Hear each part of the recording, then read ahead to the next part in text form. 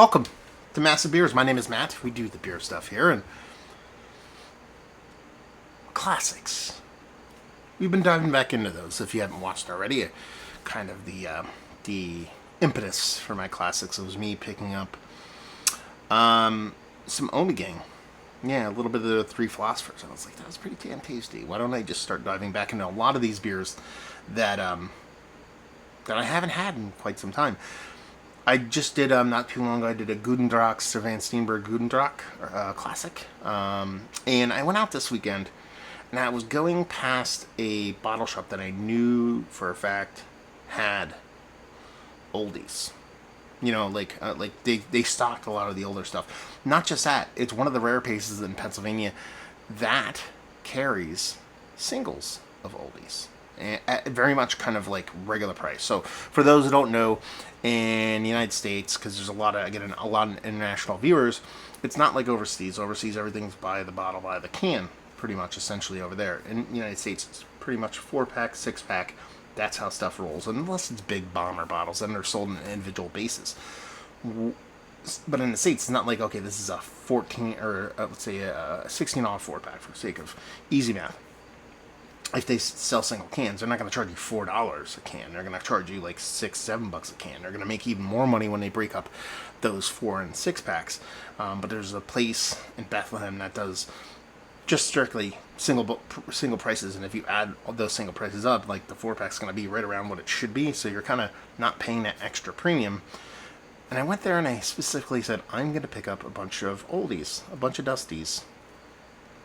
And we'll review the classics. We'll do part of that classic thing that I've been doing. Now, this beer, to me, is a classic. Not this variant, maybe, but this is a classic. Deschutes. Yeah. Abyss. This is the coconut variant. Abyss, I've always loved this beer. I haven't had it in a very, very long time. And it used to be kind of like one of those kind of, original OG barrel aged beers that people really kind of chomp the bit after, like old school. I wouldn't call it whale, but old school kind of want to get it. The Eclipses of the world, the Yetis of the world, the Big Bad Baptists of the world. Those kind of Havana beers. The Abyss was kind of that. Those classic bomber bottles. And they did variants and stuff. I don't know if they did the coconut variant back then. I don't even know if I've had it, but I've had several of them. But it's probably been several years since I've had any of them. I figured this would be a perfect one to bring up. So what are we drinking? It is the Abyss by Deschutes. It's a coconut variant.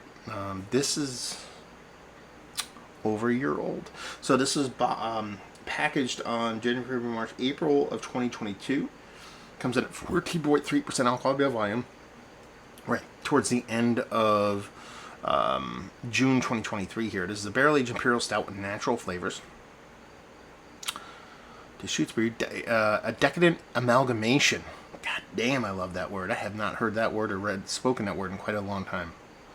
It's got to be good if the word amalgamation's on it. Come on. Amalgamation of roasted coconut flakes, licorice, cherry bark, and vanilla beans on top of rich Imperial Stout aged in whiskey barrels. Bottle conditioned. Actually, to say live yeast added to the bottle allows this beer to age gracefully and stay fresher longer. Keep bottle upright. Keep away from light and heat. It was on a shelf, not in a cooler. So, yeah. Here we go.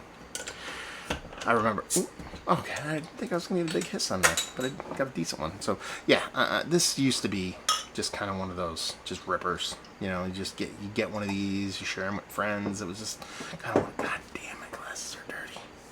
My outside of my glasses are dirty, not my insides. Come on now. Man, I gotta find a better system of cleaning my glasses out here in the shed. Take them inside. Wash them outside. So we'll see what's right there. You go. We're better. Anyway.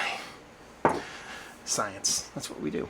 But yeah, it's been forever, but I remember them being like really, really tasty. But we'll see what's what. Time change, palate changes. Anyway, it's all right.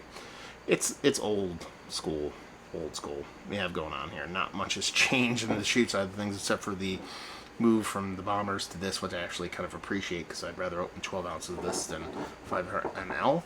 that looks the part of a nice big rich stout. It has a big rich head on it. I mean, that is deeper than chocolate malt ball kind of head to it, man. That's how I like my coffee to look like, color head on that sucker. But it looks all the part of a big old roasty toasty stout. Now you're talking 14.3, definitely a big one. Let's put it that way. So yeah, off to a very good start. Motor Oil Black. Let's get a nose. That smells pretty damn good. Wow. Okay. How you doing, Deschutes? Man, that smells really, really, really good. It has this nice roasty toastiness, kind of stops short of a bittering of a Russian Imperial Stout level, but it has that kind of, it's not just sweet on sweet kind of big stout / milk stout. It has this nice kind of roasty toasty kind of bitter roasted maltiness to it that I really do kind of dig. The coconut here is the star of the show. We'll leave that for a little bit later. There is a soft like lactose component to it. We'll get to that in a second. Also, it's the whiskey portion of the show here that we'll talk about next. Nice, big, rich, but not overstating, not overpowering. It comes off as equal levels of what you'd hope it would be when it comes to like a nice kind of barrel-aged stout. Omnipresent, but not over-aggressive. There's a coconut vanilla chocolate barrel thing going on here. So you get a barrel. It's not overly charry, but I think that has a lot to do with the sweetness of the spirit, the sweetness of the beer, and actually that dose of coconut, because the coconut in here doesn't come off as like a coconut added. It doesn't come off as like, what is it, Last Snow or something like that, like Funky Buddha, where it's just a crazy amount of coconut. It comes off as an accentuation of the coconut from that whiskey barrel, which is my favorite kind of coconut. When there's no coconut in the beer whatsoever, and it just comes off like crazy coconut because of the barrel. I'm talking to you, Sukaba. I'm talking to you, Troganator, barrel aged. But yeah, man, it does not come off as that 14.3%. It comes off something a little bit lower, a little bit more tempered. Now it does have a bit over a year on it. That could be that year at play. We're gonna dive in, see what's what. Cheers, y'all.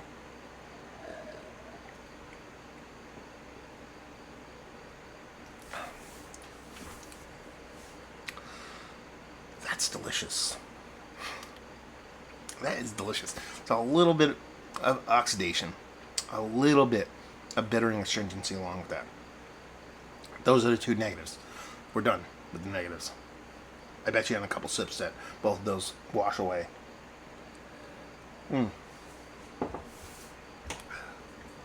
First things first, mouthfeel. It's great. It's not a super ultra 5C stick, but it's dense and it's thick. That roasty component, that roasty toastiness, I was like, it doesn't really get to like Russian Imperial Stout level roasty toastiness and bittering, but it's quite nice. No, it gets there. It absolutely gets there. There's a big, huge roast component, almost like there's a coffee addition to it. That's how much roast you get from the beer. You can confuse this for like a dark roast based kind of barrel aged stout. The Imperial Stout portion of the show here is by far and away, for me, the leader in the clubhouse, the driver in the driver's seat of the vehicle, taking it down a fantastically classic old school kind of road here. I'm kind of glad I picked this up. Actually, this one I bought a 4-pack of it, so I was curious about it.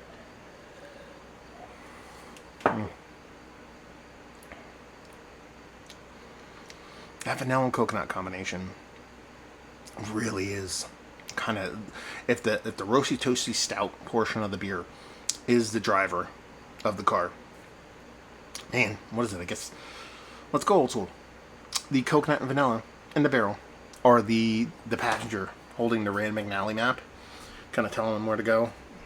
Did I lose half of you as subs because I said Rand McNally? You don't even know what I'm talking about. Massive Atlas reviews. Yeah, back in the day before smartphones and they used to have these things called GPSs or sat navs if you live overseas. I watched Top Gear, and before that they had paper maps. Or actually before that they had MapQuest. Then before the internet they had paper maps. It's kind of like that. It's like, the roasty toasty beer portion of the show is the driver, but then the navigator controls the directions.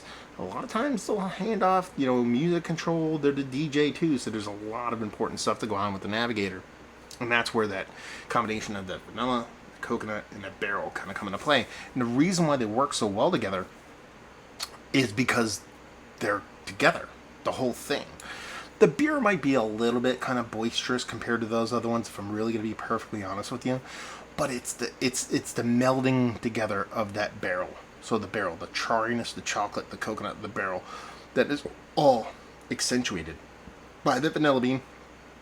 That kind of vanilla bean kind of propping up that chocolate, propping up that sweetness a little bit, and a coconut kind of pulling and ripping that coconut out of that barrel, and just adding this multiple layers of deliciousness that you typically only get with, like, 3, 4, 5 year barrel aged beers. Bring out that kind of stuff. You can fudge it, you can massage it sometimes, and that's what they've done really, really well here. So they've taken a really roasty, toasty, boisterous 14.3%. It drinks all of that. I know it didn't smell like that, but it drinks all of that in the actual taste, and just adds this kind of layers of complexity and barrel and deliciousness to the actual beer. I think this is fantastic.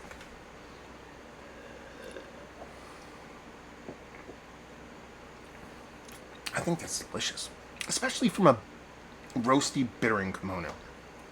A lot of breweries don't want to go that far into the bittering side of things. Kind of makes sense, Deschutes, West Coast, they want to be a bit more sea hopped, a little bit more resinous, so that bittering portion of the show kind of makes sense. I don't remember Abyss being that bittering. I think it is a combination of hops, but there is a roasty toastiness in it that you get from that initial sip. When I got the astringency, I believe that's coming from an ultra roastiness in the malt itself. Almost a burntness to a certain extent, but not in a negative way. It just makes, it's like a roastier, toastier version of BCBS in a certain vein. Different beer. But that's kind of where it kind of, knocked the mouthfeel down a skosh on BCBS. Roll that roasty toastiness up a little bit more and do that coconut dose, and that's kind of where this one kind of lands for me. It is very, very akin, very similar to that beer in a certain extent, but at the same time, its own thing, and that's a compliment. This is absolutely way different than I remember it being. Now, it's been several years. This beer has some time on it. It's a coconut variant. It could be the same thing. I've changed, but it's not changed for the worse by any stretch. I just remember that beer being delicious, and I remember this one that I just drank a couple seconds ago being delicious. So maybe my memory's not that bad. It's still damn delicious.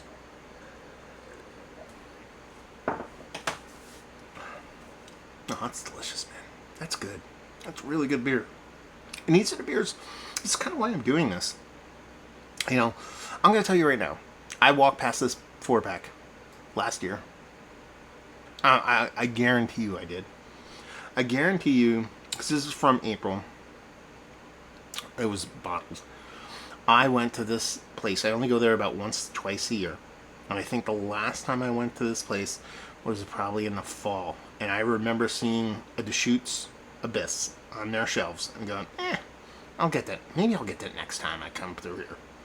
And that's the whole, again, the whole impetus for this whole thing is that mentality of these old school beers that we just walk by, because we've had them before, and while we know they were good, they're not new. They're not something unique that we crave. And I'll just get it next time. I'll get it next time. I'll get it next time, and that's just what happens.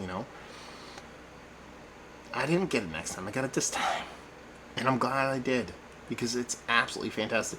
I want to say I paid, $22, $23 for a 4-bag of this.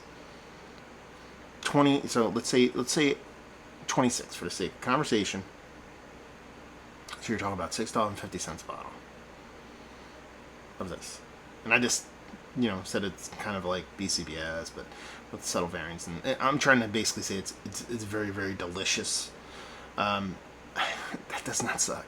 That does not suck in any form or fashion. This is really tasty stuff. And it just kind of cements and it just illustrates that mentality that I'm personally trying to break, which is not so much that I'm chasing, expensive rarey beers. Listen, that place I went to, they had stuff that was mad expensive that I could have picked up and been like, look, this fancy ass beer none of y'all can get. and I'm going to drink it and tell you how good it is, and then you'll never have it. That kind of thing. I've done it in the past, not on purpose, but there's been beer sent to me and stuff like that. But I've never been like that kind of beer chaser. But I've always been like this, like, okay, let me try the new lager from here. Or, okay, this brewery came out with this new thing. That is semi-readily accessible, so it's not like I'm just spouting out beers that none of y'all can get. So that's, you know, the mentality of it. It's like, oh, let's try the new lager from Schilling. Let's try this new IPA from blah, blah, blah, blah. To circle back on a lot of these is going to be fun. Because I picked up a Orkney Skull Splitter. I picked up Unibrew Maudine. I'm picking up all these kind of just ones that, the beers that I used to drink when I first got into beer. And I'm super pumped to dive back into them again. This one's a variant of a coconut of a beer. It's not necessarily the super old school classics, but I think it earns the classics moniker, and it's going to get it. It's going to get it, and yeah, I think it's tasty. Where are we at? 15 minutes. See, that's how you know it's good. I can't shut up about it. It's delicious. As far as big roasty toasty stouts, barrel aged, and coconut go, you're hard pressed to find something markedly better than this. Yeah. Mouthfeel's fantastic. That's super thick, but that drinkable level of thick. Bitter, roasty, toasty Russian Imperial Stouts. We're actually going above where I typically like Russian Imperial Stouts to go. It's not North Coast Rasputin level bittering, but it's eking towards there. But since it's barrel aged, that gets tempered a bit. And that beautiful just combination. The vanilla, coconut, barrel working in harmony in a very beautiful way. Is this one of the better barrel-aged beers I've had as late? Yes. The Mount Rushmore Stout is probably not on there. I've had some really great ones. And I picked up some boutique-y stuff, too, when I was at that same shop. But it's worthy. Let's put it that way. Value and availability, like I said, $6.50 for a bottle of this. Ain't complaining. And I think availability is like Deschutes. You should be able to get it, right? And leave you with, if you like what we like this, if you're a big old roasty toasty bittering roasty toasty stouts with a beautiful barrel, beautiful coconut, you're gonna dig this. You're gonna dig this. Deschutes. Have you been to the brewery? Have you had a bunch of their beers? Are you old school in the sense that, the old, the Abysses of the world? I forget the other one they had. That was the Belgian one that I really, really liked. Forget that name. Anyway, have you had this back in the day? Have you had a coconut berry back in the day? Have you had this recently? If you did, all that stuff down there, let's talk about it. You dip into some classics, or better yet, tell me some classics. What's a beer that maybe I've reviewed in the past that you're like, man, you used to talk about this beer all the time, you haven't reviewed it, or man, I used to love this beer, could you review it? Tell me the classics. What's an old school beer that you want me to do? I'll try to track it down. All that fun stuff down there. So there you go, review in the books. Hopefully you guys enjoyed. Hopefully you're enjoying little classics right now. We'll see you next time. Cheers, y'all.